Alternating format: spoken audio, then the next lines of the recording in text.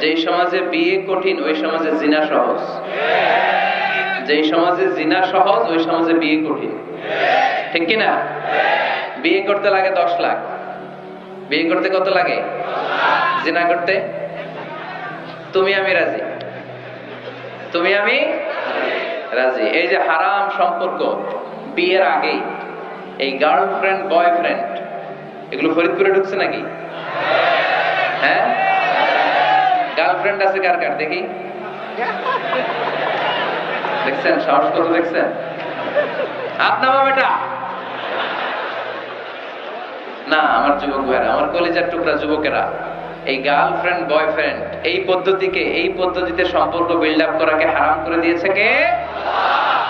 এদেশে উচ্চ শিক্ষার নামে, ক্যারিয়ার গড়ার নামে ছেলেদেরকে অনেক দেরিতে বিয়ে দেওয়া হয়, লেট ম্যারেজ। আমরা লেট ম্যারেজকে না বলে দেব। লেট ম্যারেজকে কি বলবো? ইংরেজিতে বলে দিলাম নো। বলেন লেট ম্যারেজকে কি বললাম? ফাইন। আর টাইমলি ম্যারেজ, সময় মতো বিয়ে, এটাকে আমরা বলে দিব ইয়েস। টাইমলি ম্যারেজকে কি বলবো? ইয়েস। এগুলোই বুঝে না তো, ওগুলো বোঝার জন্য তো আসছি আমরা। ছেলের বাবা মেয়ের বাবা বিয়েটারে সহজ করে দেন। বিয়ে করতে চাইলে এই যে ইয়াং ছেলেগুলো যে বিয়ে করতে চায়, হাসবেন না, উড়িয়ে দিবেন না, এটা ভালো। বিয়ের চেয়ে ভালো কাজ পৃথিবীতে হতে পারে? সবচেয়ে ভালো হচ্ছে বিয়ে। বিয়ে করাই দিবেন। এই যে বিয়ে না করার কারণে তরুণ তরুণীরা যে যৌন তাড়নায় পাপ সম্পর্কে জড়িয়ে যাচ্ছে, দৈহিক সম্পর্কে জড়িয়ে যাচ্ছে, এই পাপের ভাগীদার, এই পাপের পার্সেন্টেজ মা বাবার কাঁধেও আছে না নাই? ছেলে বিয়ে করতে চাইলে কই তুই নিজের পায়ে দাঁড়া, তোকে আমনের পায়ে দাঁড়াইছে? ও তো নিজের পায়েই দাঁড়ান। সহযোগিতা করেন। ছেলের বাবা সহজ হন, মেয়ের বাবা সহজ হন, বিয়ে করায় দেন। বিয়ের চেয়ে ভালো কাজ পৃথিবীতে হতে পারে? কারণ প্রথম বিয়েটা হয়েছে জান্নাতে। সুবহানাল্লাহ করবেন না? সাইয়েদনা আদম আলাইহিস সালাম আর হাওয়া আলাইহিস সালাম। বুঝে শুনে উত্তর দেন। সাইয়েদনা আদম আলাইহিস সালামের শৈশব ছিল? শৈশব কৈশোর ছিল? জন্মগ্রহণের পরেই যুবক আর যুবতী। সুবহানাল্লাহ পড়ে। রব্বুল আলামিন সাইয়েদনা আদম আলাইহিস সালামকে তৈরি করলেন যুবক করে, সাইয়্যিদাতুনা হাওয়া আলাইহিস সালামকে তৈরি করলেন যুবতী করে। যুবক যুবতী দিয়েই তাদের জীবন শুরু, তাই জীবনের শুরুতে বিয়ে পড়ায় দিলেন কে? ওয়াকুলনা ইয়া আদম উসকুন আনতা ওয়া যাওজুকাল জান্নাতা ওয়া কুলা মিনহা হাইসু শি'তুমা রাগাদা ولا تقربا هذه الشجرة فتكونا من الظالمين। পড়েন আল্লাহু আকবার। আল্লাহ ডেকে বললেন, আদম তুমি আর তোমার স্ত্রী হাওয়া দুইজনে মিলে জান্নাতে থাকো, কিন্তু জান্নাতের নিষিদ্ধ গাছের কাছে যেও না, নিষিদ্ধ ফলটাও খেও না। এই ফল ছাড়া জান্নাতের যা যা খেতে মন চায় সব তৃপ্তি সহকারে খাও। সুবহানাল্লাহ। তাহলে সাইয়েদনা আদম আলাইহিস সালাম আর হাওয়া আলাইহিস সালাম এই দুইজনের মধ্যে বিয়ে পড়াই দিলেন কে? এই পৃথিবীর সব নবীরা বিবাহিত ছিলেন। কি ছিলেন? বিবাহিত ছিলেন। আরবাউন মিন সুনানিল মুরসালিন, 4টা সুন্নাত সব নবীদের সুন্নাত। তিরমিজির হাদিস। 1 নাম্বার আল হায়া, লাজুকতা। সব নবীরা লজ্জাশীল ছিলেন। কি ছিলেন? এজন্য বাচ্চাকে লজ্জাশীলতা শিখাবেন। অন্যের সামনে ছোট বাচ্চার প্যান্ট খুলে ফেলবেন না। অনেকে এগুলো করে, বাচ্চাদের প্যান্ট খুলে ফেলে আর বলে সমস্যা কি, ছোট মানুষ তো, খোল বেটা খোল, প্যান্ট খোল। এখনো যদি প্যান্ট খোলা শিখান,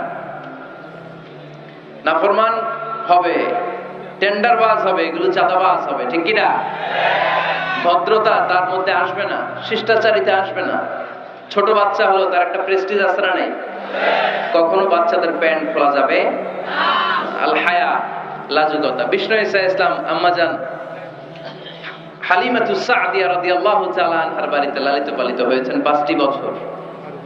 বিষ্ণু ঈসা ইসলামের দুধ মা হালিমাতুস সাদিয়া বলে, এই কুরাইশি মুহাম্মদকে এনে দুধ খাওয়াতাম, কিন্তু এই ছোট্ট মুহাম্মদ কখনো কাঁদে না, ব্যথা পেলেও কাঁদে না, ক্ষুধা লাগলেও কাঁদে না।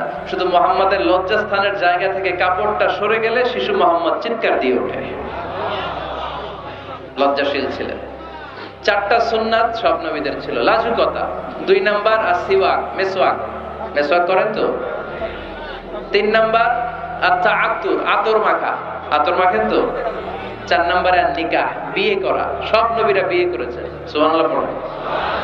এক্সেপ্ট অল্প কয়েকজন ছাড়া, যেমন ইয়াহইয়া আলাইহিস সালাম সাইয়্যিদান ওয়া হাসুরা, উনি ছিলেন নেতা এবং নারীদের প্রতি অনাসক্ত।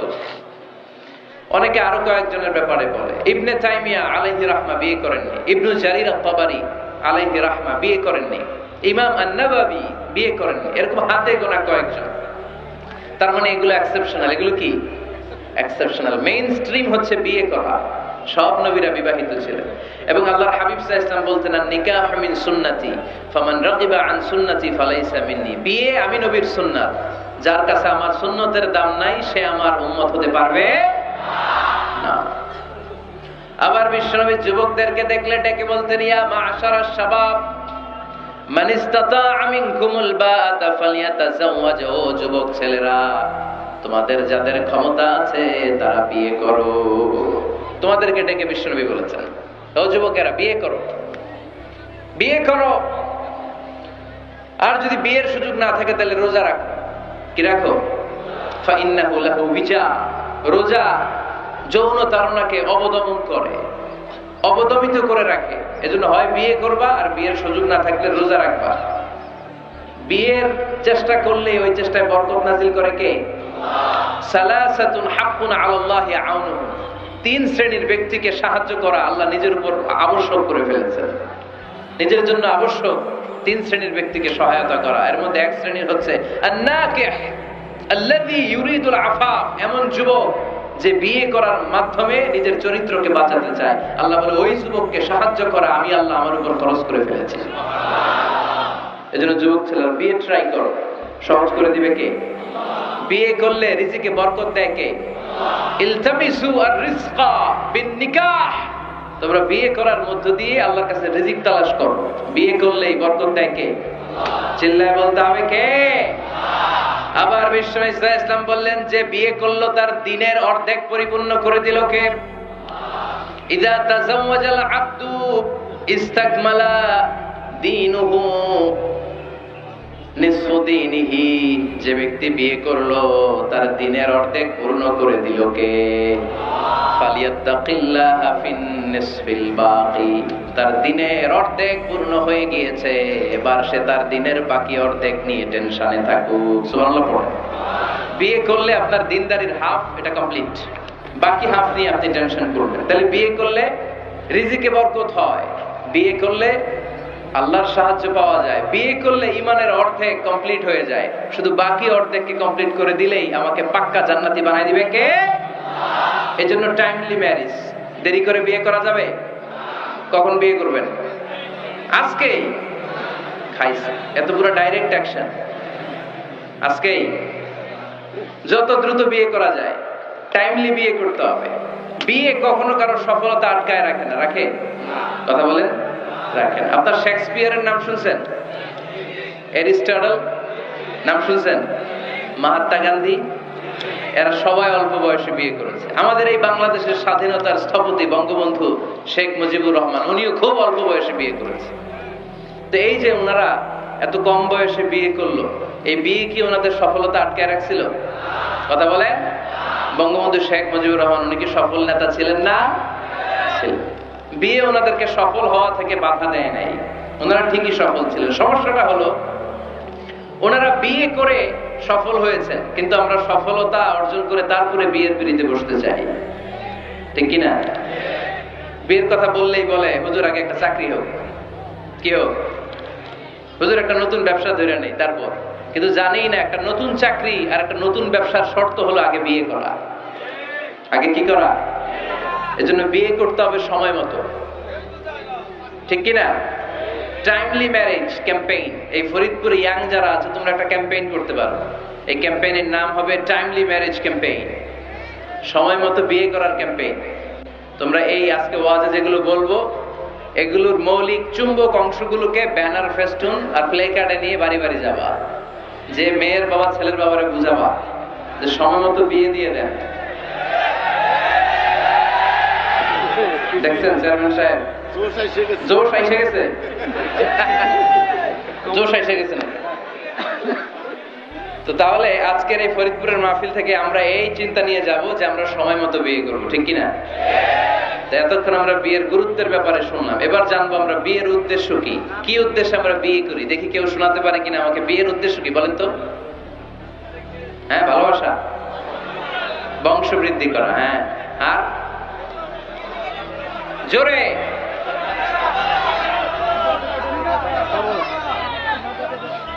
জিনা থেকে বেঁচে থাকা, মাশাআল্লাহ। আর পরিবার গঠন করা, মাশাআল্লাহ। নেক সন্তানের বাবা হওয়া, তাকে কোরআনের সৈনিক বানানো, আর জান্নাতে একসাথে যাইতে চাই। এটাই একা যাও না, হেতিরে লই যাও, মাশাআল্লাহ, একসাথে যায়। আদর্শ পিতা হওয়া, বিয়ে করছো নি? হ্যাঁ, আল্লাহ ওকে আদর্শ পিতা বানাক, আমরা পড়ি আমিন। আসলে এই যে সোশ্যাল ক্রাইসিস, এগুলো নিয়ে কথা হওয়া দরকার, কি বলেন? এগুলো নিয়ে বলে না তো অনেকে, খোলামেলা বলতে চায় না, কমফোর্ট জোন থেকে বের হয়ে কেউ কথা বলতে চায় না, সবাই সবার কমফোর্ট জোনে থাকতে চায়, তাই না? তো এই জন্য বিয়েটা সহজ করে দিবেন। হ্যাঁ, আপনারা অনেকগুলো অবজেক্টিভস অফ ম্যারেজ আমাকে শুনিয়েছেন, আমি একমত।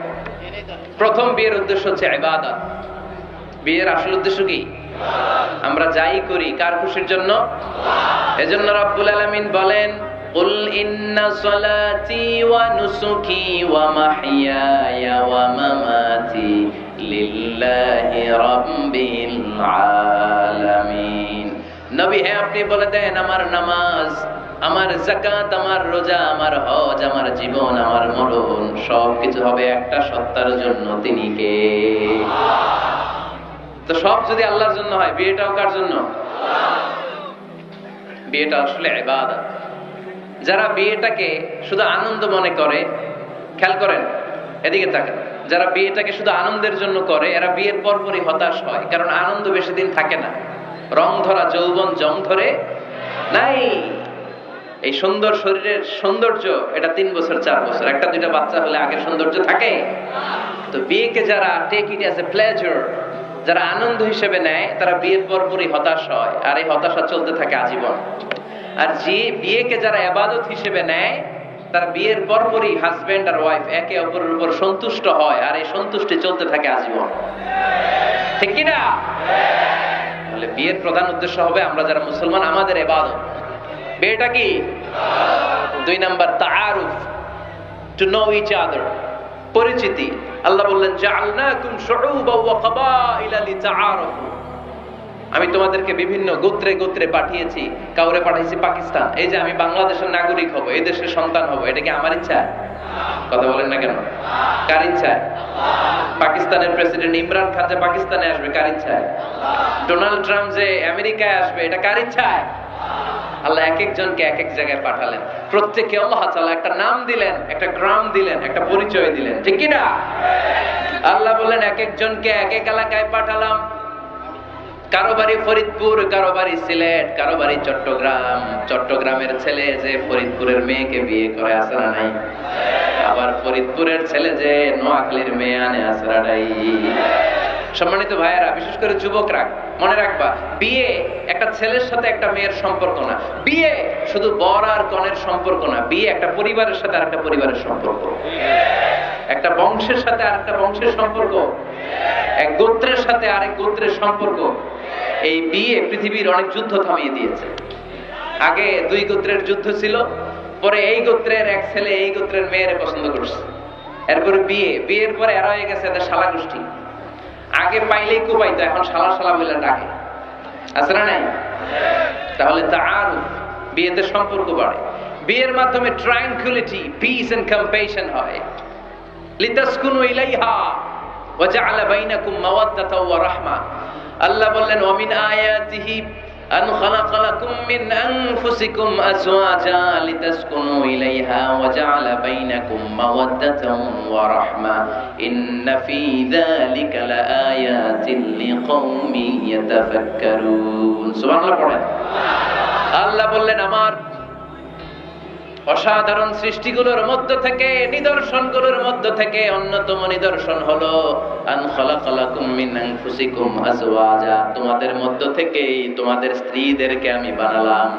সেই স্ত্রীদের সংস্পর্শ যখন তোমরা পাও, তোমাদের হৃদয়টারে প্রশান্ত করে দেয় কে? স্বামী যখন স্ত্রীর সান্নিধ্য পায়, একটা অস্থির মানুষ তখন স্থির হয়ে যায়, ঠিক কিনা? অনেক ছেলে দেখবেন খুব অস্থির টাইপের, এদিকে দৌড়ায় ওদিকে দৌড়ায়, মন বসে না, এটার বিয়ে করায় দেয়। কি করায় দিবেন? দেখবেন একেবারে ঠান্ডা হয়ে গেছে, স্থির হয়ে গিয়েছে। বিয়ে অস্থির চিত্তকে স্থির চিত্তে রূপান্তরিত করে। সুবহানাল্লাহ পড়বেন না? স্বামী যখন স্ত্রীর সান্নিধ্য পায়, স্ত্রী যখন স্বামীর সান্নিধ্য পায়, উভয়কে প্রশান্তি নাজিল করে কে? উভয়ের হৃদয়টা আল্লাহ প্রশান্ত করে দেয়। তাহলে বিয়ের আরেকটা উদ্দেশ্য হচ্ছে প্রশান্ত হওয়া, এই অস্থির চিত্তটাকে স্থির বানানো। আবার একজন বলেছে যে হ্যাঁ হুজুর, বিয়েতে বংশবৃদ্ধি হয়, হিউম্যান রিপ্রোডাকশন হয়, বংশবৃদ্ধি খুবই জরুরি। One of the major objective of শরিয়া, মাকাসিদুশ শরিয়ার একটা গুরুত্বপূর্ণ অবজেক্টিভ হচ্ছে হিফজুন নাসল, প্রজন্মকে সংরক্ষণ। এই যে আমরা আমাদের ভবিষ্যৎ প্রজন্ম নিয়ে চিন্তিত, তাই না? এগুলো নামাজি হবে কিনা, এগুলো আল্লাহওয়ালা হবে কিনা, এদের ছেলে আবার আমাদের যে নাতিপুতি হবে এরা কেমন হবে, চিন্তা আছে নাই? এজন্য প্রজন্ম সংরক্ষণ করে যাওয়া। এই একের পর এক যে প্রজন্ম আসবে, প্রজন্মের বিস্তার ঘটে বিয়ের মাধ্যমে। বিয়ে ছাড়া প্রজন্ম বিস্তার হয়? কথা বলেন। এক যুবক পীর সাহেব হুজুরের কাছে দোয়া চাইছে, হুজুর দোয়া করেন আল্লাহ যেন আমার একটা ছেলে দেয়। হুজুর দোয়া করছেন, ছেলে হয় নাই। পরের বছর আইসা আবার হুজুর দোয়া করবেন আল্লাহ যেন ছেলে দেয়, ছেলে হয়নি। আবার চাইলেন হুজুর একটু দোয়া করেন আল্লাহ যেন ছেলে দেয়। হুজুর আবার দোয়া করলেন, ছেলে হয়নি। হুজুর তো অবাক, ঘটনা কি, ওর হয় না কেন সন্তান? পীর সাহেব হুজুর ডেকে পাঠাইছে, এদিকে এসো বাবা, তোমার সন্তান হয় না? না, কয় না হুজুর, 3 বার দোয়া করছেন, 3 বছর ধরে হয় নাই। পীর সাহেব হুজুর বলে, বাবা তুমি বিয়ে করছো? কয় না। তো তুমি বিয়ে না করলে সন্তান কিভাবে হবে? আগে বিয়ের পর্বটা তো সারবি রে বাপ, আগে এই পর্বটা সার, তারপরে সন্তান দিবে কে? ইয়াহাবু লিমান ইয়াশাউ ইনাসান ওয়া ইয়াহাবু লিমান ইয়াশাউ যুকুর আও ইউযাওয়িজুহুম যুকরানান ওয়া ইনাসা ওয়া ইয়াজআলু মান ইয়াশাউ আকিমা ইন্নাহু আলীমুন কাদির। আল্লাহু আকবার। আল্লাহ বললেন, আমি এমন সত্তা যারে চাই তারে ছেলে দেই, আমি তোদের এমন রব যারে চাই তারে মেয়ে দেই, আমি তোদের এমন আল্লাহ যারে চাই তারে ছেলেও দেই, সাথে সাথে মেয়েও দেই। আবার আমি তোমাদের এমন আল্লাহ যারে চাই তারে ছেলেও দেই না, মেয়েও দেই না। তিনি কে? ছেলে মেয়ে সব দেন আল্লাহ, আবার দেন না তিনি কে? এজন্য সন্তান যদি চান, চাইতে হবে একজনের কাছে, তিনি কে? নাকি সন্তানের জন্য মাজারে যে মানত করবেন? অনেকে বললে মাজারে মানত না করলে বাচ্চা হয় না, বলে তো ছাগলের যে বাচ্চা হয়, ছাগল কোন মাজারে মানত করে? কথা কি বুঝতেছেন? না, মানত হবে একজনের জন্য, তিনি কে? আচ্ছা, বিয়ের আরেকটা উদ্দেশ্য হচ্ছে এই যে ছেলেটা বললো যে চরিত্রের হেফাজত হয়। হ্যাঁ, হুন্না লিবাসুল লাকুম ওয়া আনতুম লিবাসুল লাহুন্না, you are their dress and their you dress. স্বামী স্ত্রীর জন্য পোশাক, স্ত্রী স্বামীর জন্য পোশাক। পোশাক যেমনি আমাদের লজ্জাস্থান ঢেকে রাখে, তেমনি স্বামী তার স্ত্রীর চরিত্র বাঁচায়, স্ত্রী তার স্বামীর চরিত্র বাঁচায়, ঠিক কিনা? আরেকটা উদ্দেশ্য হচ্ছে হালাল এনজয়মেন্ট, হালাল পন্থায় বিনোদন। এই স্বামী স্ত্রীর যে সম্পর্ক, এটা কি বৈধ না অবৈধ? হালাল না হারাম? দেখেন ইসলাম কতটা লজিক। আমাদের জন্য অ্যাডাল্টারি এন্ড ফর্নিকেশনের সাথে জড়িত হওয়া না লাগে, জিনার দিকে যেন যাওয়া না লাগে, এজন্য বিয়েকে হালাল করে দিয়েছে কে? এগুলো হচ্ছে বিয়ের উদ্দেশ্য। এবার যুবকদের জন্য আমি খুব সংক্ষেপে তোমাদেরকে কিছু টিপস দিব, যারা তোমরা বিয়ে করো নাই, কিভাবে বিয়ের জন্য আগাবা। খুশি? বহুত খুশি? বিয়েটারে আপনারা চাইলে অনেক সহজ করতে পারেন। মসজিদে বিয়ে করবেন। মসজিদে? কোথায়? মসজিদে। আগে হইতো না হুজুর? আমাদের কালচার ছিল আগে মসজিদে বিয়ে হইতো, বিচার হতো মসজিদে। বিষ্ণু ঈসা ইসলামের মসজিদে নববী এট এ টাইম এটা ছিল নামাজের জায়গা, ইবাদত গাহ। এট এ টাইম এটা ছিল বিশ্বনবীর সচিবালয়, এটাই বিশ্বনবীর গণভবন, এটাই বিশ্বনবীর বঙ্গভবন, এটাই সেক্রেটারিয়েট, এটাই সেনাবাহিনীর ক্যান্টনমেন্ট, এটাই ডিজিএফআই এর হেডকোয়ার্টার, এটাই এনএসআই এর ভবন। চিল্লায় বলে ঠিক কিনা? এখন আমরা মসজিদ দিছি একদিকে, সমাজ নিয়ে গেছি আরেকদিকে। সমাজ এক পাল্লায় রাখছি, নামাজ রাখছি আরেক পাল্লায়। চলবে না মুসলমান। সমাজ আর নামাজ একসাথে সমান্তরাল গতিতে প্যারালাল লাইনে উঠায় দিতে হবে। চিল্লায় বলো ঠিক কিনা? মসজিদে বিয়ে করান, কি নিয়ে যাবেন জানেন? খেজুর। বাবা মেয়ের ইজেন নিয়ে যাবে, বাবা এসে বসবে, ছেলেকে হিজাব কবুল, দুইজন উইটনেস সাক্ষী, বিয়ে হয়ে যাবে। বিয়ে শেষ, খেজুর খাওয়াই দিবে। সুবহানাল্লাহ পড়বেন না? টিপস শিখাই দিলাম, এইভাবে বিয়ে করাবে। আর যুবক যারা, যাদের কপালে এখনো কেউ জোটে নাই, আহা, তো কিভাবে প্রিপারেশনটা তোমরা নিবা? Number 1, it's a very sensitive and serious issue man. এটা তোমার জীবনের সবচেয়ে গুরুত্বপূর্ণ লাইফ ইভেন্ট। এটাকে হাসাহাসি করে, তুচ্ছতাচ্ছিল্য করে উড়িয়ে দেওয়া যাবে না। এটা তোমাদেরকে সিরিয়াসলি নিতে হবে। প্রথমে তোমাদের মেন্টাল প্রিপারেশন লাগবে। বিয়ে বললেই করা যায় না। বিয়ে করা মানে দায়িত্ব নেয়া, ঠিক কিনা? কারণ যদি থাকি 2 পা, যেথা খুশি সেথা যা। যদি থাকে 4 পা, তারপর কি? হ্যাঁ, আমার সাথে নিয়ে যা। আচ্ছা, সব জানে বলা। যদি হয় 6 পা, আব্বু তুমি কই যাও? তো এই জন্য বিয়ে মানে দায়িত্ব। I'm addressing all the young star of Faridpur district. The marriage is a responsibility. এটা অনেক বড় দায়িত্ব। সো তোমার এত গুরুত্বপূর্ণ একটা লাইফ ইভেন্টে তুমি যাওয়ার আগে তোমাকে মেন্টালি প্রিপেয়ার থাকতে হবে। যে আগে আমি একা থাকতাম, একা ঘুমাতাম, একা সব করতাম, এখন কাপল লাইফ লিড করতে হবে। একই ঘরের ভিতরে একা থাকা যাবে না। আমার সংসার হবে, এখন টোনা টুনি সংসার হবে, ঠিক কিনা? সো এই কাপল লাইফ লিড করাটা অনেকের জন্য টাফ। তোমাকে অভ্যস্ত হতে হবে, তোমাকে মেন্টালি প্রিপারেশন নিতে হবে, ওয়েল প্ল্যানিং লাগবে। এটা হচ্ছে মেন্টাল প্রিপারেশন। আরেকটা লাগবে ফিনান্সিয়াল প্রিপারেশন। আছে না নাই? বিয়েতে কি দিতে হয়? মহারানা। বিয়েতে মহারানা দেয়া নফল। বিয়েতে মহারানা দেয়া কি নফল, তাই না? সুন্নাহ। রব্বুল আলামিন বলেন, وآتوا النساء صدقاتهن نحلة فإن طبن لكم عن شيء منه نفسا فكلوه هنيئا مريئا। তোমরা তোমাদের স্ত্রীকে সন্তুষ্ট চিত্তে মহারানা দিয়ে দাও। সুবহানাল্লাহ পড়ো। দেখেন ইসলামরে আমরা কিভাবে টুকরা টুকরা করেছি। ইসলাম ফরজ করেছে মাহার, আমরা ওইটার বদলে ঢুকাইছি যৌতুক। আলহামদুলিল্লাহ যৌতুক ফরিদপুরে নাই। যারা বিয়ে করো নাই হাত তুলো, আওয়াজ করে বলো, হে আল্লাহ, হাত তুলে ওয়াদা করলাম আমার বিয়েতে 1 টাকা যৌতুক নিব না, তুমি তৌফিক দাও। আওয়াজ করে পড়তে হবে আমিন।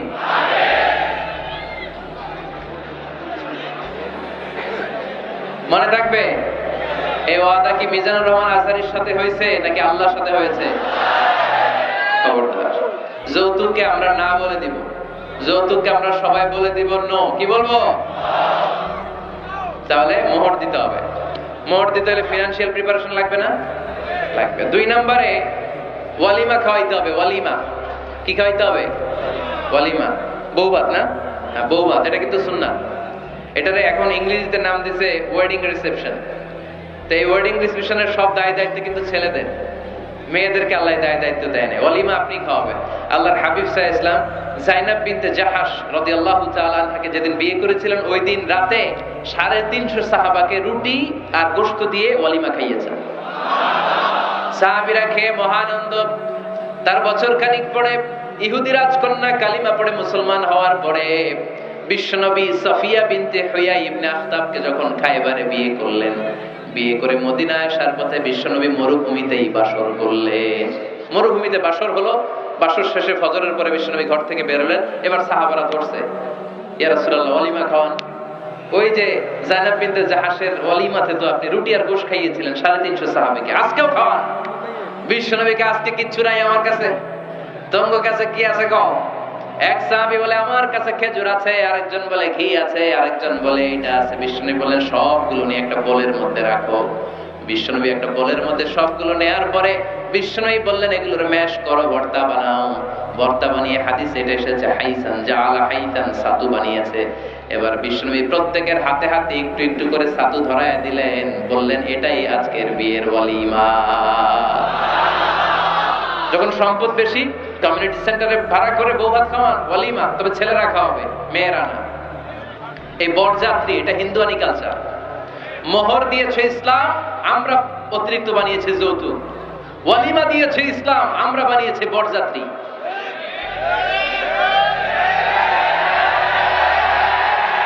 মেয়ের বাবার উপর এটা জুলুম। বেয়াই বেয়াই আমার 600 লোক খাবে, 600 লোক খাওয়াবেন কেন? খান নাই জীবনে আপনি? বেয়ার বাইরে খাওয়া এত মজা লাগে কেন? এগুলোর সাথে ইসলামের কোনো সম্পর্ক। তবে হ্যাঁ, মেয়ের বাবা যদি স্বেচ্ছায় আপনাকে আপ্যায়ন করাতে চায়, এন্টারটেইন করাতে চায়, দ্যাটস ফাইন, কোনো সমস্যা নাই। কিন্তু ওয়ালিমা খাওয়ানো, মোহর দেওয়া, এই পুরোটাই ছেলেদের উপরে খরচ করেছে কে? আল্লাহ। এজন্য ছেলেরা আগে থেকেই ফিনান্সিয়ালি প্রিপারেশন নিতে হবে। 3 নাম্বার, ইনকোয়ারি করতে হবে ভালোভাবে। মেয়ের ব্যাপারে ছেলে জানবে, ছেলের ব্যাপারে মেয়ে জানবে, মেয়ের ফ্যামিলির ব্যাপারে জানবে, মেয়ের পুরো ব্যাকগ্রাউন্ডের ব্যাপারে জেনে শুনে তারপরে বিয়ে করার দরকার আছে না নাই? Because you are not choosing your life partner only, at the same time you are choosing the mother of your upcoming sons and daughters. যখন তুমি বিয়ে করতেছো, তুমি তোমার বউ তালাশ করতেছো না, একই সময়ে তুমি তোমার ভবিষ্যৎ প্রজন্ম, তোমার ছেলে মেয়েদের মাও খুঁজতেছো, তাই না? এজন্য খুবই সাবধান, বুঝে শুনে খুঁজতে হবে। মেয়ের ক্ষেত্রে কি দেখতে হবে? বিষ্ণু বললেন তুনকাহুল মারআতু লিআরবা, 4টা জিনিস দেখে নারীদেরকে বিয়ে করা হয়। কয়টা? লিমালিহা, এদের সম্পদ আছে কিনা, ওয়ালি জামালিহা, সৌন্দর্য আছে কিনা, ওয়ালি হাসাবিহা, তার status, academic status, family status, social status, এগুলো আছে কিনা। 4 নাম্বার লিদিনিহা, মেয়ের দিনদারি, ধার্মিকতা। বিশ্বনবী বলেন ফাজফার বিদাতিদ দ্বীন, এই 4টার মধ্যে থেকে দিনদারিকে প্রাধান্য নিয়ে তুমি বিজয়ী হয়ে যাও। এজন্য যুবক ভাইয়েরা, শুধু সৌন্দর্য দেখো না। আজকের সৌন্দর্য 3 বছর পরে, 4 বছর পরে খুঁজে পাওয়া যাবে না, কিন্তু মেয়েটা যদি ধার্মিক হয়, ভদ্র হয়, নেককার হয়, তার পেটের ভেতর থেকে জন্ম নেবে বড় বড় আল্লাহর ওলি। এজন্য দিনদারি দেখতে হবে। আর ছেলের ক্ষেত্রে দেখতে হবে 3টা। কয়টা? মেয়ের ক্ষেত্রে আমরা কয়টা দেখলাম? 4টা। এর মধ্যে বেশি গুরুত্ব দিতে হবে কোনটা? দিনদারি। আর মেয়ের বাবা যারা আছেন বা মেয়ের বড় ভাই যারা আছেন, তারা যখন ছেলে খুঁজবেন, তারা 3টা জিনিস দেখবেন। 1 নাম্বার, বিশ্বনবী বললেন ইযা জাআকুম মান তারদাউনা খুলুকাহু ওয়া দীনাহু ফাযাওইজুহু ওয়া ইল্লা তাফআলু তাকুন ফিতনাতুন ফিল আরদি ওয়া ফাসাদুন আরিদ। এমন কোন ছেলে যদি তোমার কাছে প্রস্তাব নিয়ে আসে, যেই ছেলের মধ্যে তুমি 2টা জিনিস দেখবা, তার চরিত্রও ভালো, তার দিনদারিও ভালো, তার কাছে বিয়ে দিয়ে দাও। 3টা জিনিস লাগবে ছেলের ক্ষেত্রে। এর মধ্যে এক হাদিসে 2টা পাওয়া যায়। এক হচ্ছে খুলুক, ভালো আচরণ। দেখতে হবে ছেলেটা গাঞ্জা টানে কিনা, ঠিক কিনা? ছেলেটা মহিলা কলেজ শুরু হলে ওখানে দাঁড়িয়ে ইফটিজিং করে কিনা, 31st নাইটে কোনো মেয়ের ওন্না ধরে টান দেয় কিনা, টেন্ডারবাজি করে কিনা, চাঁদাবাজি করে কিনা, এলাকায় ত্রাস সৃষ্টি করে কিনা। এটা কি মাস্তান ছেলে না ভদ্র ছেলে নাকি নামাজি দেখতে হবে। তাহলে 1 নম্বরে খুলুক, ক্যারেক্টার, এটা দেখে নেবেন। নাম্বার 2, দিনদারি। ক্যারেক্টারে দেখবেন যে অন্য মেয়ের সাথে সম্পর্ক আছে কিনা, এর হাতে মেয়ে দিলে মেয়ে নিরাপদ কিনা, পরে আবার পরকীয়ায় জড়াবে কিনা। এটা হচ্ছে খুলুক, ক্যারেক্টার। 2 নম্বরে দিনদারি, মসজিদে যায় কিনা। মসজিদের সাথে যদি সম্পর্ক থাকে, এর কাছে আমাদের মেয়েদেরকে তুলে দেওয়া যাবে না। চিল্লায় বলেন ঠিক কিনা? 3 নাম্বার যেটা দেখতে হবে, মেয়েটা ছেলেটারে পছন্দ করে কিনা। এটা দেখেন আপনারা? দেখে না? না, এটা করা যাবে না। জোর করে মেয়েকে বিয়ে দেওয়া যাবে? খাসাইসুল ইসলাম, দ্য ক্যারেক্টারিস্টিক্স অফ ইসলাম। ইসলামের কিছু অনন্য বৈশিষ্ট্য আছে যেগুলো অন্য ধর্মে পাওয়া যায় না। নাস্তিকদের সাথে যখন কথা বলবেন, অন্য ধর্মের লোকদের সাথে যখন কথা বলবেন, এই পয়েন্টগুলো আপনার জানা দরকার। তা না হলে আপনার ধর্মকে আপনি রিপ্রেজেন্ট করতে পারবেন না, আপনার ধর্মের মুখপাত্র হয়ে আপনি কথা বলতে পারবেন না। আপনার ধর্মটা কেমন, কেন এই ধর্মের জন্য এত পাগল পাড়া, কেন এই ধর্মের জন্য আপনি রক্ত ঢালতে রাজি, জানার দরকার আছে না? এরকম 10টা অনন্য গুণ দিয়ে আল্লাহ তাআলা ইসলামকে সমৃদ্ধ করেছেন। সুবহানাল্লাহ পড়েন, শুনবেন সবাই। নাম্বার ওয়ান, ইসলাম ধর্মের অনন্য বৈশিষ্ট্য সমূহের মধ্যে থেকে একটা বৈশিষ্ট্য হচ্ছে আর রব্বানিয়া। এই ধর্মটা আল্লাহর দেয়া ধর্ম। কার দেয়া? হিন্দু ধর্ম কি আল্লাহর দেয়া? বৌদ্ধ ধর্ম? বৌদ্ধ ধর্মটা আসলে কোনো ধর্মই না, এটা একটা ফিলোসফি, এটা দর্শন। গৌতম বুদ্ধের কিছু দর্শন, তার মন মস্তিষ্ক প্রসূত কিছু কথা। বুদ্ধাং শরণং গচ্ছামি, ধম্মাং শরণং গচ্ছামি, নির্বাণাং পরমং সুখং, নির্বাণাং পরম শান্তি, ওম শান্তি। শান্তি শান্তির কথা বলে আর সুযোগ পাইলে খালি অশান্তি লাগায়, আছে না নাই? গত কয়েক বছর আগে ওদের শান্তির নমুনা কি আমরা দেখছি? আরাকানে কথা বলে নিজের দেশের জনগণরে নিজ ভূখণ্ডে থাকতে দেয় না। আমাদের মতো এরকম একটা গরিব দেশের ভেতরে 10 লক্ষ আরাকানের মুসলমানদেরকে ভিটেমাটি ছাড়া করে ওরা বাংলাদেশে ঢুকাই দিছে। গোটা বিশ্বে জুলুম অত্যাচারের এরকম নমুনা আর কোন ধর্মের লোকরা দেখাতে পারে নাই। জোরেগণ ঠিক কিনা?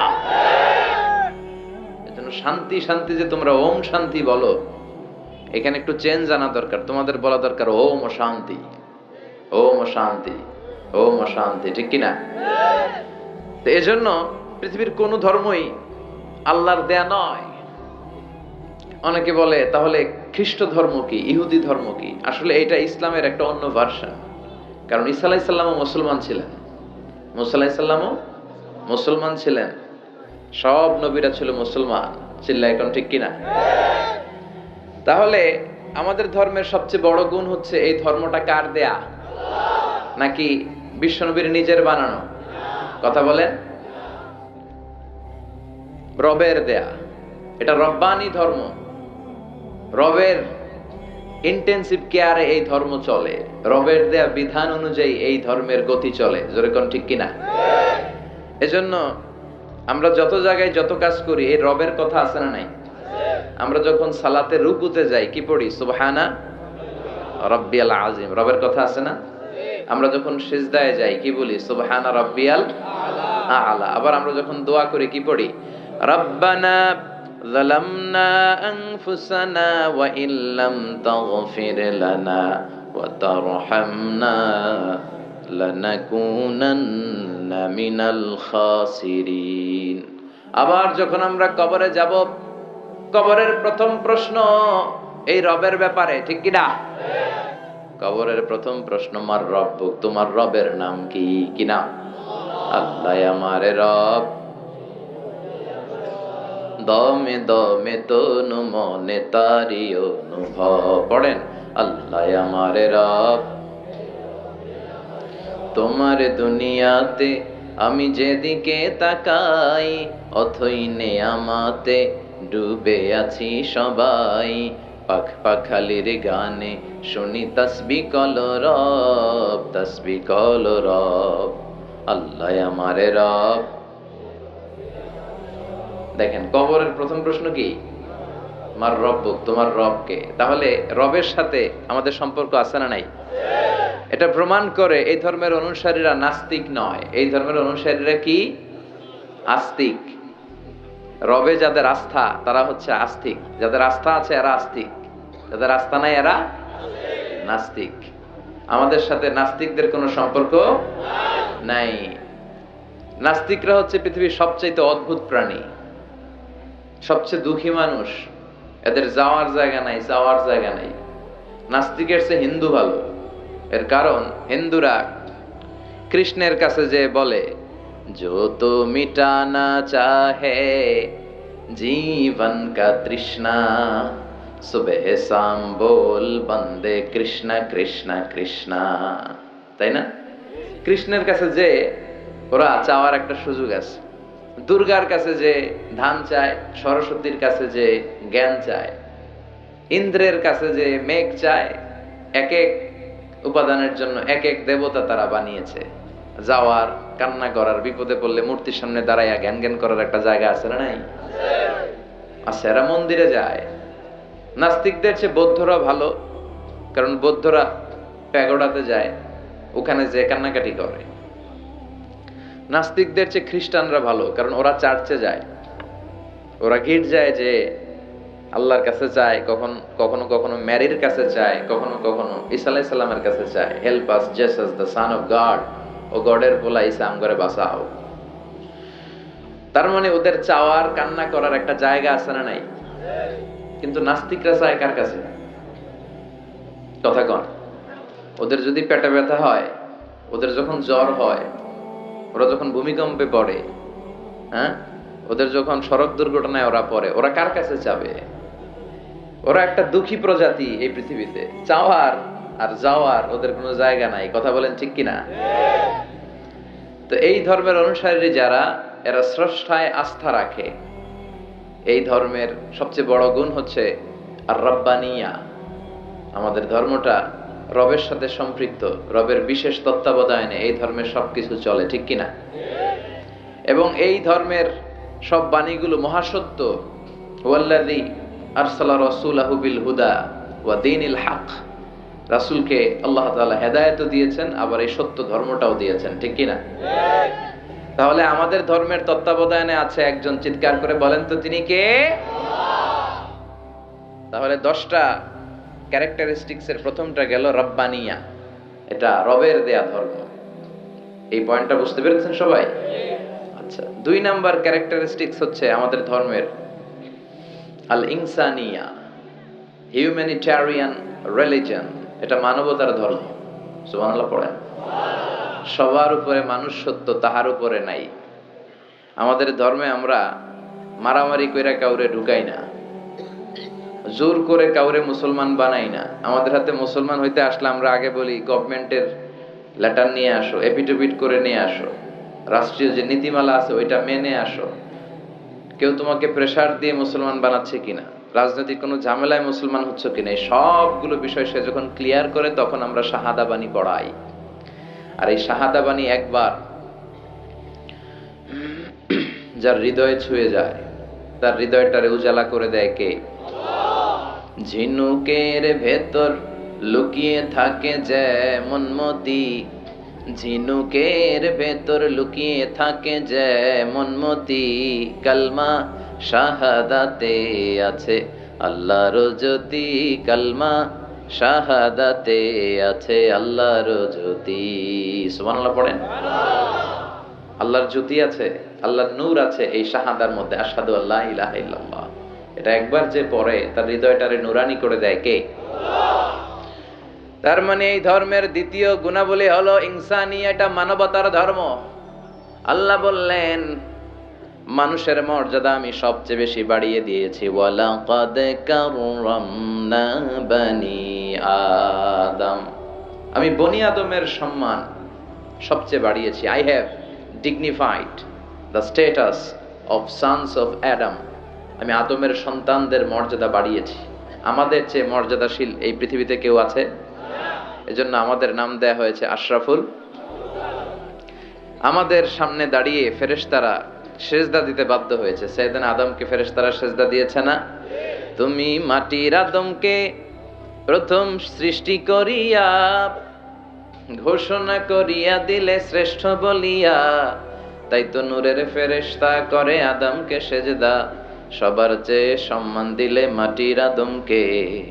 আল্লাহু আল্লাহু তুমি জাল্লে জালালুহু, শেষ করা তো যায় না গে তোমার গুণগান। আল্লাহু আল্লাহু, ঠিক কিনা? তো এই ধর্মের দ্বিতীয় বৈশিষ্ট্য হচ্ছে এটা মানবতার ধর্ম।